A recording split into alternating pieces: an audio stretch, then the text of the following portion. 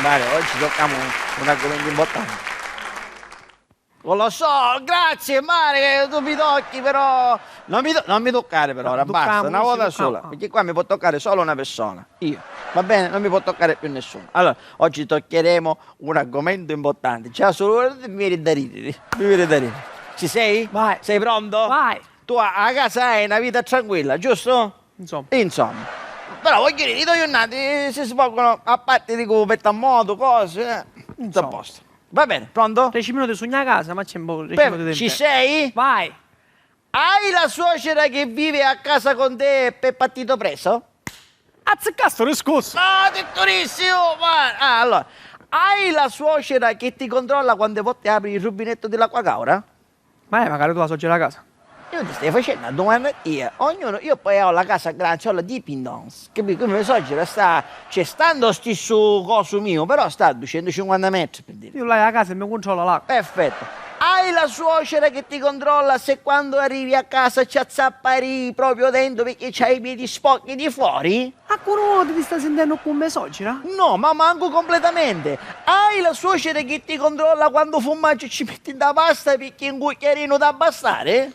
Mare, non puoi essere, tutte queste cose fanno suocera, tu come sai? Ma perché tu, figli di mia, tu devi ripetere. Ma tu... sono tutti stessi? No, come tutti stessi? I suoceri. Questo non te lo so dire, sono tutti stessi. Ognuno si chianci a so. Tu ti chianci a to, io mi chianci a me, e tu sappiamo cui si chianci a so. E noi chi sto, lo sappiamo. Io salutiamo. E io salutiamo. Hai la suocera che quando ti fai la doccia ti spia dallo spioncino per vedere quando bagno schiuma tu ci metti e se tu ci dici non ce n'è, e tu ci dici mettici l'acqua, agitalo e tu biri in godo? Se mi deve suocera da spioncino finisce la discussione con mia moglie. Va bene, allora, hai comunque la suocera che non la puoi buttare fuori di casa perché l'unica pensione che arriva a casa è quella di tua suocera? Meno male che c'è Ida. Ah? Meno male che c'è Ida, Rico. Spruzzo presenta Cordoril, l'unica corda compresa di bavaglio che ti permette di legare tua suocera in una sedia per 2 settimane. L'unica corda che una volta che stringi non si allenta. L'unica corda che è l'unica al mondo che una volta che tu tirai i giri diventa ferro filato. Provala. Provala, mare.